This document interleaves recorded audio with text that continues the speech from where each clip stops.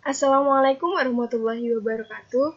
Hai, ketemu lagi dengan saya Adinda Geolis Widya Puspa dengan NIM 7211419019. Nah, kali ini saya akan melanjutkan presentasi pada bab 5 tentang sumber daya komputasi dan komunikasi. Langsung saja pada pembahasan materi ini ada 6 bahasan. Yang pertama, peranti keras komputer. Yang kedua, alat-alat komputasi pribadi. Yang ketiga, peranti lunak. Yang keempat, komunikasi. Yang kelima, jenis-jenis jaringan. Dan yang terakhir adalah konvergensi komputasi dan komunikasi. Langsung saja kita pada peranti keras. Nah, dalam peranti keras ini terdapat prosesor atau Central Processing Unit atau yang sering disebut dengan CPU. Nah, CPU ini merupakan tempat di mana pemrosesan data dilakukan. Contoh perusahaan CPU ini ada Intel, Cirrus, Advanced Micro Device atau AMD, Motorola, dan lain-lain. Nah, dalam prosesor ini terdapat 3 unsur. Yang pertama adalah kecepatan prosesor. Nah, kecepatan prosesor ini diukur oleh jumlah siklus yang terjadi per detik. Kecepatan awal prosesor dinyatakan dalam megahertz, dan seiring berkembangnya teknologi sekarang menjadi gigahertz. Yang kedua ada ukuran word. Nah, ukuran word ini merupakan ukuran dari beberapa banyak bit yang dapat digerakkan dengan satu siklus komputer. Untuk sekarang, ukuran word terdapat 32 bit dan 64 bit. Dan yang ketiga ada kekuatan.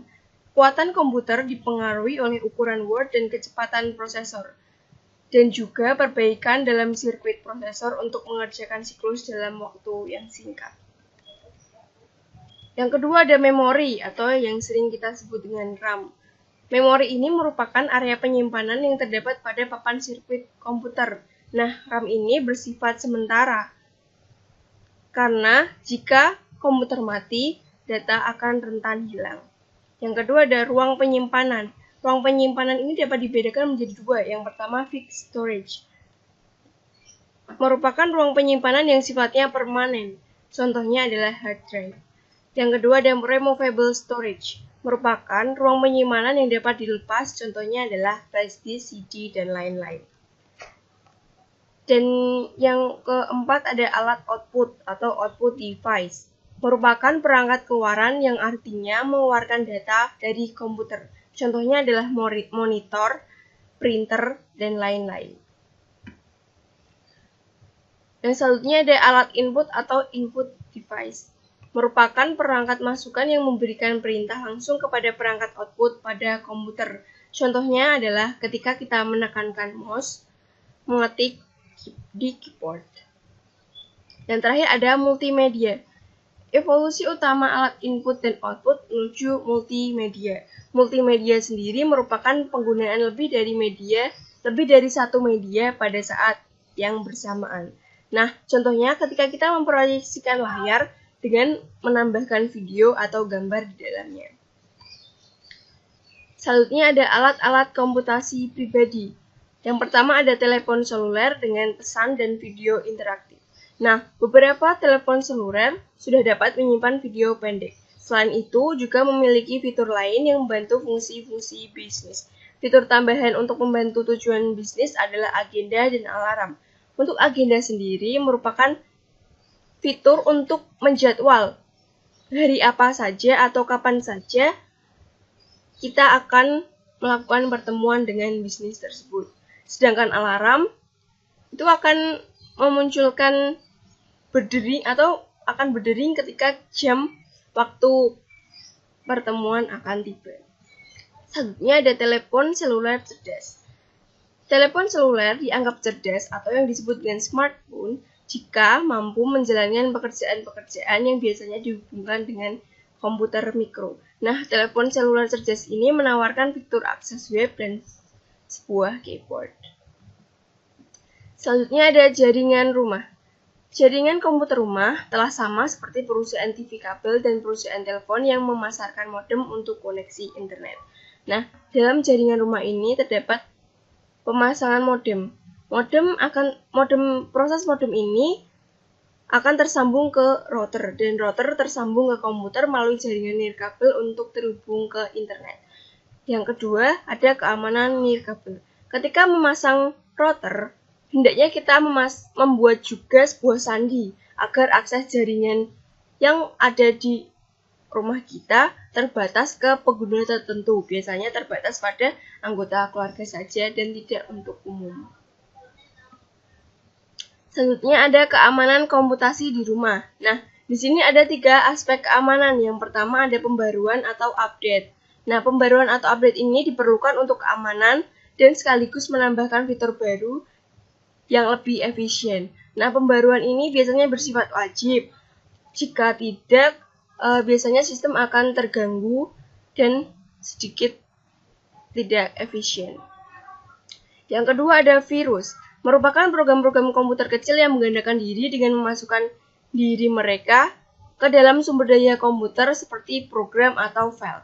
Nah, virus ini jika dibiarkan lama-lama di dalam sebuah komputer akan merusak file atau akan merusak sistem dalam komputer itu sendiri, karena virus ini berbahaya dan dapat berdiri sendiri dalam komputer tersebut. Nah, caranya untuk menghilangkan virus ini, kita menginstal aplikasi atau perangkat lunak seperti antivirus. Contohnya ada Smadow. Dan yang terakhir ada spyware, merupakan sebuah komputer kecil yang mengawasi apa yang sedang dikerjakan dengan sumber daya komputer. Nah, spyware ini akan melaporkan aktivitas komputer seperti web yang dikunjungi ke entitas lain. Selanjutnya ada peranti lunak. Di sini ada peranti lunak sistem. Yang pertama, merupakan peranti lunak yang menjalankan tugas-tugas mendasar yang dibutuhkan oleh seluruh pengguna dari satu komputer tertentu. Nah, tugas-tugas dari peranti lunak sistem ini berhubungan dengan peranti keras dan bukan dengan aplikasi yang dikerjakan oleh perusahaan atau pengguna. Sistem operasi mengelola proses komputer kemudian menghubungkannya kepada pengguna peranti lunak aplikasi dan peranti keras. Nah, contoh dari peranti lunak sistem yang terkenal adalah Windows XP. Selanjutnya ada peranti lunak aplikasi. Peranti ini dibutuhkan untuk memproses data pengguna.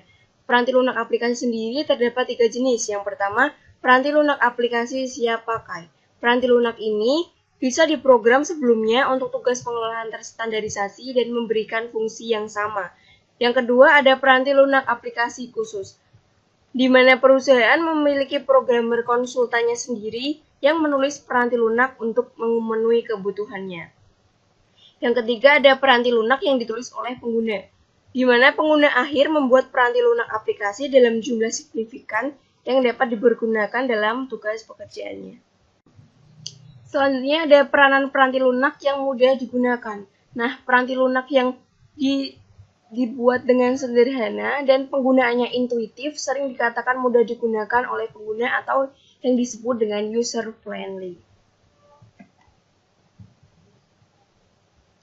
Selanjutnya ada komunikasi. Yang pertama ada koneksi publik. Nah, dalam koneksi publik ini yang sering digunakan dalam masyarakat yaitu ada 4. Yang pertama ada modem telepon, yang kedua ada modem kabel, yang ketiga ada jaringan layanan digital terintegrasi, dan yang keempat adalah saluran berlangganan digital atau DSL. Yang kedua ada saluran pribadi. Saluran pribadi ini merupakan komunikasi yang terjadi dari satu koneksi ke satu titik yang lain. Nah, dalam saluran pribadi ini terdapat 2 atau lebih orang yang berinteraksi secara langsung, bisa melalui telepon atau lainnya. Yang ketiga ada jaringan pribadi maya, di mana teknologi jaringan yang dapat menyediakan koneksi yang aman melalui suatu jaringan publik. Contohnya adalah Wi-Fi dan internet atau jaringan pribadi yang dimiliki perusahaan penyedia layanan internet. Selanjutnya ada komunikasi jaringan. Nah, International Organization for Standardization atau IOS menciptakan arsitektur standar jaringan yang disebut Open System Interconnection atau OSI. Nah, OSI ini terdiri dari 7 lapisan. Yang pertama ada lapisan fisik. Tujuannya adalah mengirimkan data melalui media transmisi. Yang kedua ada lapisan data link atau link data. Tujuannya menambahkan match address pada paket. Lapisan yang ketiga ada network atau jaringan. Tujuannya menambahkan alamat jaringan pada paket.